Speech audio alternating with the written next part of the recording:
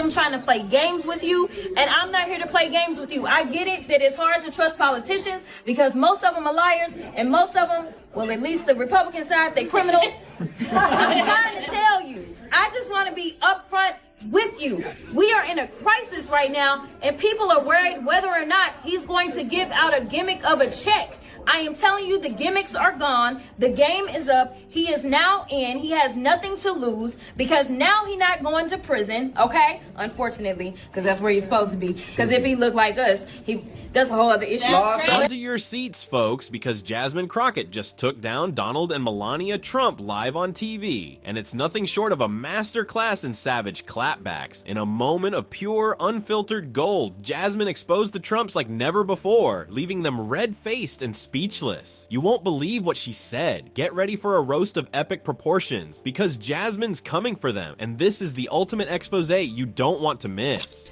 Fraudster and cheat, known for inciting violent mobs. She's lived the American dream while he's been America's nightmare. So let me tell you something, Mr. Trump. You gonna learn a few lessons from us. And I'm gonna be the first one. You and your little friend off of Twitter. Y'all about to find out, all right? Jasmine Crockett had nothing to hide. Let's face it, she never does. But this time she went above and beyond, dragging Donald Trump so hard that his hairpiece most likely attempted to flee. Very easy. ISIS is here. That's right. I want you to know that the power belongs to the people, though, y'all. That's right. Do not feel powerless. In this moment, as the vice president said as she conceded the election, she said, dark times may be ahead of us, but she said it's only in the darkness that we can see the stars. I am telling you right now that the stars are right here. It is time for us to shine. It is time for us to be heard. It is time for us to make sure that they know we will not. If you like it, please subscribe. It all began when the former president, who is also known as America's most grumpy grandfather, attempted to play the victim once more. Trump was crying on TV as usual, claiming that everyone is out to get him, that he is the true victim, and that the world is unfair. He's been telling the same sob story ever since he lost the election, you know. At this point, he is only useful as background noise and is scratched up and out of tune like a broken record at a conspiracy theorist's yard sale. We right now have a white supremacist that is sitting in the White House. He is backed up by other white supremacists. And if you really want to know who the criminals are in this country, you can Google it. You don't have to trust me. But the people that commit 80% of the most violent crimes in this country are white supremacists. Yet for whatever reason, they sit and they serve at the pleasure of the president. They are the ones that were there on January 6th, tearing our democracy down physically. And now we have them tearing us down. Jasmine, however, was not having any of it. The Texas congresswoman, who, let's face it, is an experienced roast master at clapping backs, took the stage and delivered a verbal smackdown so devastating that even Trump's attorneys likely needed a moment to recover. She did more than simply read him. She provided him with the documentary, the live-action adaptation, and the uncut audiobook. I don't even know why we fighting with Greenland. Why we fighting with Greenland? We fighting with Canada. We fighting with Mexico. Yet we in love with Putin. What is happening? Like, this is not America. This is a terrible nightmare. Somebody slap me and wake me the fuck up, because I'm ready to get on with it. Just imagine, we've got to go through this for a total of 4 years. I think that today will probably mean more to my district than my last swearing in, because we are definitely living in scarier times. So I am so elated and grateful, number one, to have another opportunity to serve, but more importantly, to be able to share in my swearing in for a second term with the people that send me to DC, and again, the only people that can fire me, regardless of how many other people around the country want me to be fired. I want my district to always know that they will always be my priority, and they are always my focus. She started by pointing out the obvious. For more time than most reality TV shows have been airing, Donald Trump has been wailing about being a victim.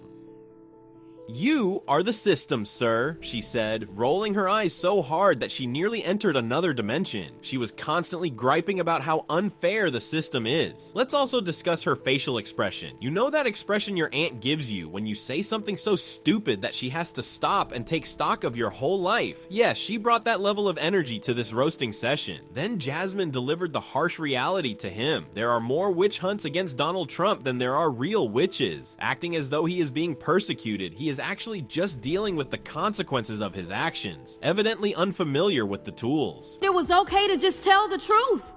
Instead, we're pushing conspiracy theories, and some of them are killing people. It's the same thing that we have coming out of Doge. It's the reason that people are dying. It's the reason that farmers are losing their farms, because we continue to peddle conspiracy theories. It is time for us to say, Mr. President, guess what? Russia invaded Ukraine. Can we at least agree on that one? Facts matter. Yo, this is literally potentially putting us into an international crisis. We may be heading towards the next world war because we have a president that wants to pal around with Putin and wants to do everything to make him feel good, including lying about who invaded who. She wasn't finished, though. Trump is the only man who treats indictments like Pokemon cards, she said, bringing up his legal issues. You have to catch them all. And she doubled down when someone in the audience laughed, saying, he's going to need a punch card. If you allow Elon to ruin your vocabulary, it will explode right away. Twitter or X, if you buy 9 felonies, get the 10th one free. Trump's iconic pout was being photoshopped onto pacifiers and baby bottles in a flurry of memes. While one user posted a gif of Judge Judy rolling her eyes with the caption, "Cry more." Another user wrote, "Jasmine Crockett just sent Trump to the shadow realm." At the end of the day, Jasmine Crockett took the necessary action, while Trump, in typical fashion, posted one of his trademark all-caps tirades on social media. Trump was served cold after she gathered him up like leftovers, and we genuinely enjoy seeing that. We love to see it. Unfortunately, all of MAGA are beholden to their little leader, and they will do anything to get his stamp of approval. Broadcast live on national television. Not only did Jasmine Crockett expose Trump, but she also took a flamethrower to every lie, justification, and absurd assertion he has ever made. Because let's face it, she put him on a symbolic rotisserie, cooked him slowly, and served him with a side of reality and a dash of boy sit down. Trump has more indictments than good attorneys, and if this is a witch hunt, he has been seen bouncing around on his broom, laughing, and flinging subpoenas over his shoulder like mischievous magic. Scratch that, actually. He claims to be the true victim and waddles onto every stage like a cartoon villain, despite having more indictments than effective legal strategies. Before revealing the harsh reality, Jasmine essentially laughed in his face. Figuratively, of course. Perhaps Trump could try not committing crimes, which is a novel idea if he didn't want to be on trial all the time. We are aware of our departure. We've got to do better at education. People don't understand,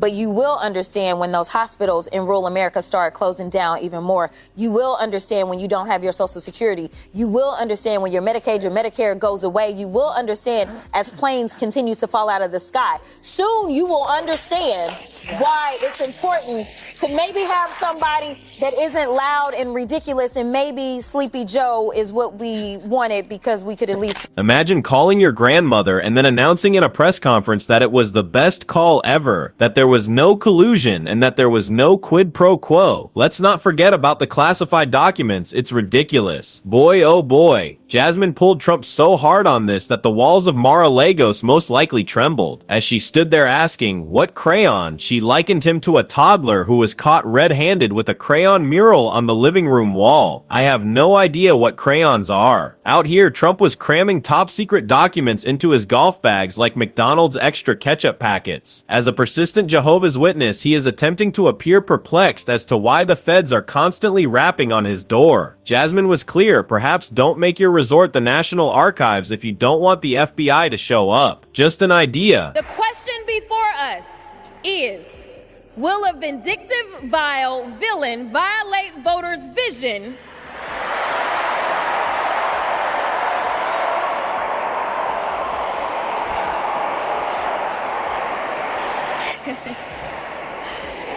for a better America or not? I hear alliterations are back in style. We deserve better. We deserve a president who can be a bright light in a sea of darkness. One who will pull us forward, because we won't go back.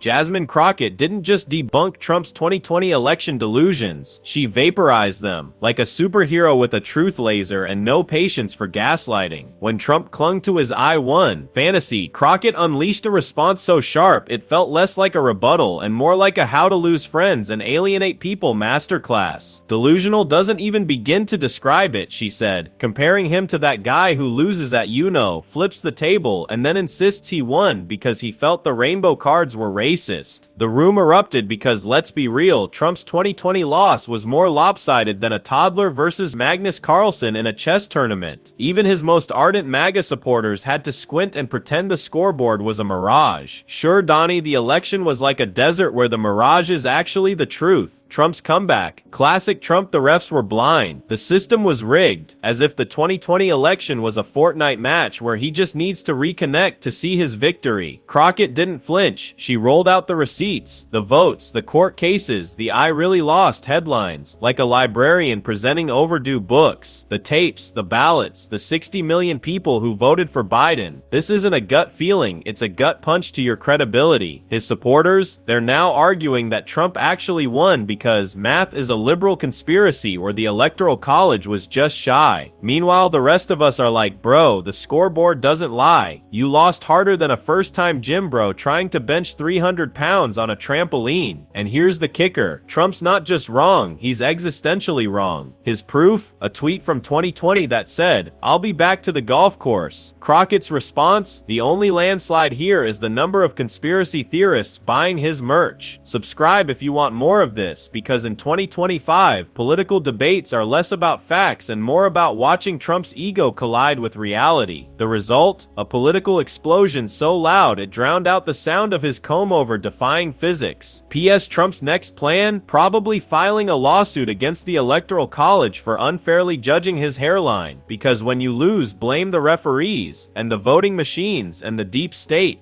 Instead of cuffing season for these two. Listen, I think that Donald absolutely wants to cut the strings, but he really doesn't know how. I mean, this is a guy who has always decided that he wanted to surround himself with people that had money and or power. And right now, all he cares about is money. Listen, for those that felt like he was going to be their savior and be the guy that was looking out for the middle class, he has never been middle class. And so he's not looking out for them. We know that he is filling his cabinet, or at least attempting to fill his cabinet, with other people that are very wealthy. He is looking out for his future and what that will look like. And so that's why it is difficult for him to cut the strings, because he needs Elon. Boy, let's talk about Trump's billionaire hustle, because Jasmine Crockett just exposed his financial reality as the equivalent of a Nigerian prince inheritance scam. Except the prince is him, and the checks bouncing faster than his brain cells during a press conference. He's out here swearing on a stack of the Art of the Deal paperbacks that he's richer than Scrooge McDuck, yet every time a judge says pay up, Donnie, he's suddenly poorer than a broke college student begging for rent money with a "I'll send you the Venmo later" vibe. I'll get you next week, bro, just waiting for that inheritance check from my Nigerian prince cousin. Crockett didn't just call him out, she unmasked him, revealing his empire is less a Fortune 500 company and more a rental jet. Instagram influencers flex. The guy's portfolio? It's like a game of Monopoly where every property is mortgaged and the only cash left is the get out of jail free card he can't even spell. Key points she hit. The jet set illusion, his private planes. More like, hey, we're taking this Gulfstream for a photo shoot. Don't worry, we'll return it by 5. Bankruptcy bingo, from casinos to golf courses. His businesses have folded faster than a house of cards in a hurricane. Rich enough to buy the moon? More like rich enough to buy a moon-shaped sticker for his Twitter profile. The judge game. When courts demand payment, he's suddenly as broke as a church mouse after a Trump rally. I'm a billionaire, but my accountants, they're very busy. Even his MAGA base is starting to question. Wait, if he's so rich, why's Mar-a-Lago charging $20 for a combo meal? Crockett's message was clear. Trump's wealth is a fantasy, a carnival game where you keep dropping quarters, but the stuffed animal never comes. His empire is built on the same logic as his hairline. If I yell loudly enough, no one will notice it's missing. The best part? Trump's response? More radio silence than a Tesla without a charging station. Because when your net worth's based on trust me, I'm rich, and not actual cash, every lawsuit becomes a where's the beef moment for his credibility. In the end, Jasmine's takedown was a masterclass in exposing the emperor's new suits, or in this case, the emperor's new bank account. Trump's financial story is less American greed and more American glitch. Subscribe if you want more of this, because watching Trump's wealth claims unravel is like watching a house of cards, where the house is made of monopoly money and the cards are all marked IOU. This quote-unquote mandate that MAGA thinks exists, it ain't going nowhere, right? Because they literally can't do the basics. We have passed the least amount of bills in this Congress because of the Republicans. And let me remind you, because you brought up the debt ceiling. Remember why the last speaker got kicked out? It was because he raised the debt ceiling and all of it. And Trump was the one calling for his head. Now he's like, raise the debt ceiling. You know why? Because his Trump tax cuts, this old con that he has, right, that helps out all the billionaires that he's putting into his administration, or at least is hoping to put into his administration, those Trump tax cuts, they expire in 2025. Mind you, he is the only president we've ever had that in one term ran our debt up to $8 trillion. So he already knows he's about to run our debt up, so he doesn't want to have to deal with the debt ceiling.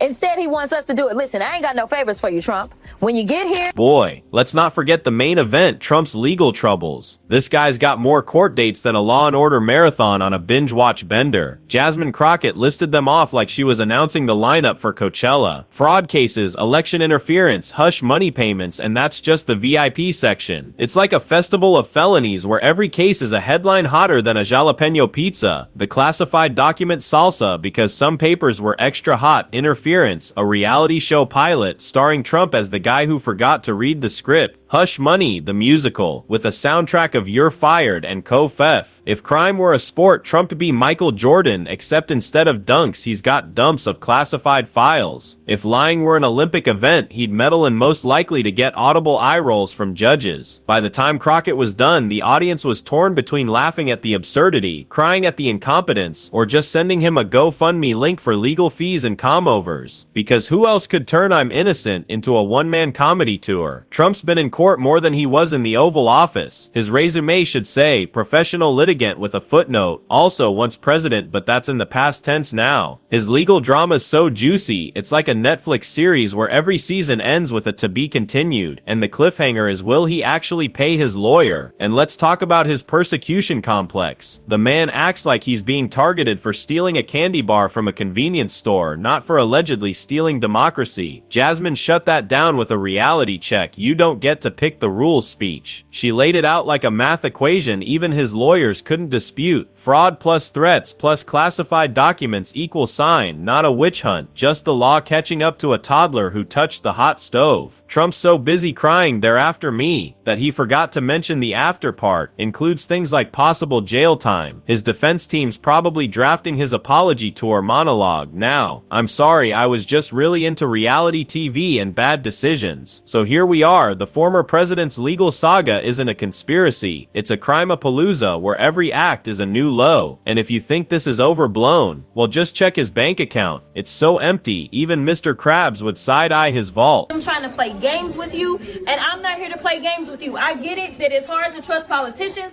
because most of them are liars, and most of them, well, at least the Republican side, they criminals. I'm trying to tell you, I just want to be upfront with you. We are in a crisis right now, and people are worried whether or not he's going to give out a gimmick of a check. I am telling you, the gimmicks are gone. The game is up. He is now in. He has nothing to lose because now he's not going to prison, okay? Unfortunately, because that's where he's supposed to be. Because if he looked like us, that's a whole other issue.